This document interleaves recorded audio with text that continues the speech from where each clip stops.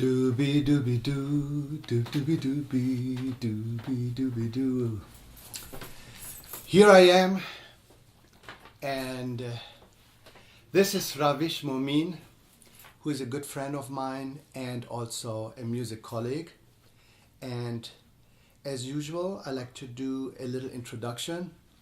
The reason why I do know Ravish is very simple, which is very typical for New York. Musicians tell about musicians. Yep. And I don't remember exactly what year, what date, what month it was, but I'm sure that Dawood, the sitar player, brought us together. No, it was actually Jesse. Oh! Correct, Jesse. At the Jalopy in You're right, Red Hook right. with Rob Reddy. Yeah. Right, and then... See, I remember. Please help me out. I'm famous for that. That's right. okay. And then it was Dawood. And Right. Dawood I met at Ornette's. And we did a little, and then he liked what I did. And then he said, wouldn't you like to play? And then it was at Nice. Brecht. Brecht, was it called Brecht? Yeah. Yeah. And we did a trio thing. And what I remember is my first impression of you was Ravish is actually, compared to other musicians I know, very honest. And what I really appreciate was because at that time I was really still the newcomer coming from Japan as a musician. And before the gig and after the gig we had a little nice talk. You went really to the topic in, hey Sohrab, what have you been doing? What are you doing? And you were so nice to give some of your secrets, advising me to do this and that. And so that's Well, really... I mean, to me, honestly, it's not even about secret. It's like, we're a musical community and we help each other. I just think that the people that don't do that, you're not really helping shape a community, and I think that's the big problem in the New York scene. It's like everybody's just so fragmented and separate, and everybody's holding on to their little share of like booking agents or gigs or promoters or whatever, and it doesn't really help create a scene anymore. The whole thing has changed. So for me, I'm happy to I mean, it's not like I'm throwing my book open, but obviously, I'm not naive about things, but I'm also happy to help people and guide them and trying to like give them inspiration. So I think that's the way it should be in New York. People helped me when I got here, and I want to do the same, and then you do the same, and then you do the same to other people, and it grows. But being honest, when I came to New York, there was only my buddy Martin BC, right, who was like you, trying to be helpful and shared ideas, and in fact he's also trying to make it here in New York. right. But other musicians, they were like, okay, just go wherever you want, jam, but there was really nothing specific, It Yeah, wasn't like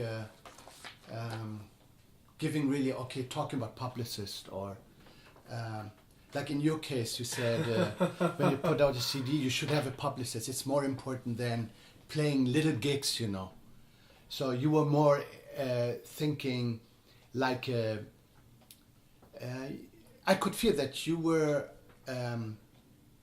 aware of not just being a musician. To be a musician means not only just to put out a CD or play it, it's also important for you how you promote the CD. No, you're right. The thing about New York is, booking yourself. What happens is like a lot of people use this word hustler, and it's almost like a negative thing. Like if you're a musician and you're actually focusing on like non-musical things like artwork and publicists and promotion and trying to get tours, and people think, or I don't know if it's still like that, but definitely when I came into New York in '98, the stigma was like, oh yeah, that guy's a hustler, meaning like he's focused on all these other things, and almost like it's a bad thing.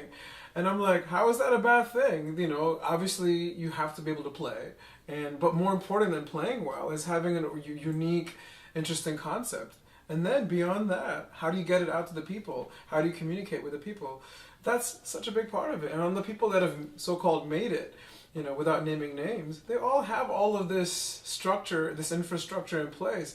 They just don't talk about it. You know, it's like, it reminds me of like, you know, the kids in school that, you know, they were like funny and smart, but they didn't want to tell you how much they were studying because they wanted to be cool, you know.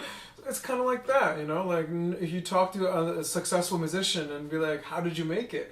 They'll tell you the same kind of things. I'll go to jams or practice 10 hours a day. But come on, it's like, you know, I mean, it's more important to like tell you the whole picture, I think. You know, I think that's what I had to struggle to find on my own. And it was the same thing. No one told me that, you know, but I struggled and I learned.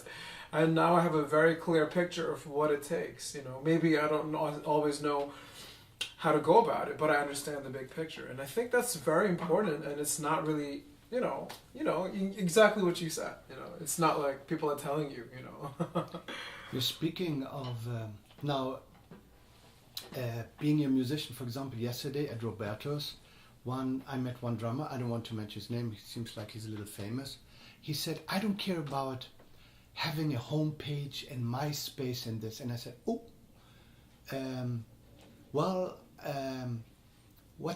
why?" And then he said, "I don't like digital. I don't like these having an iPhone, and I just want to play music and want to focus on music and don't want to be irritated by all these internet thing." And I said, "Well, it depends on your goal. If you're able to use a tool which makes your life easier, make money, make you known, and so then it's good to have the webpage." And before coming today for this interview, I checked out your webpage. Oh, sorry, for the first time, really. I took my time, and I must say I really like your website. Oh, I mean, thank you. Just what you mentioned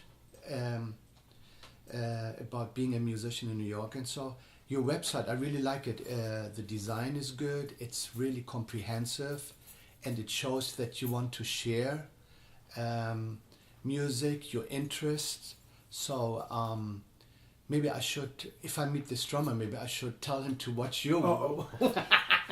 But you know, I mean, everyone has their own goals, you know. And I know, think whoever this famous drummer is, look, whatever worked for him or her, that's valid, you know. But I think the times have changed. No, but your webpage is like a name card. It shows exactly where you're heading to, you know. Right, and to me, it's more than that. You know, it's more than having just a Facebook page, which is fine, which is like a fan page. But your website gives you your human dimension. Like, what else do you like besides music? Or what have you done? Or what's your personal history about? Not just about like, hey, here's my band, buy my CD, come to my gig. You know, and of course there's that. I'm not gonna lie. That's obviously why we all have websites. We want to drive traffic to our websites. But for me, it's also more about like, you know, sharing more about yourself. I'm not talking about like personal side, like your personal photos or whatever. I'm talking about your humanness. What made you you?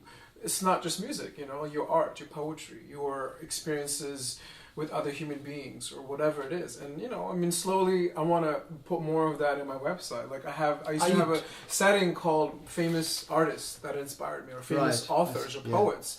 And, you know, a lot of musicians are just like this. Like, especially, like, you talk to other drummers, they're like, what do you listen to? Well, I listen to this and all music. I'm like, what about art and poetry and dance and photography and sculpture? And there's so much out there, you know, to inspire you. And I love it all, you know. And I think, like, and I want to try to show that in my own way. Like, this is what inspires me. And that's really the goal of having the website, you know, try to, like, put it all in one place. You're doing it yourself? Yeah. The designing too? Yeah, I did all of it myself. Oh. You know, yeah. Good.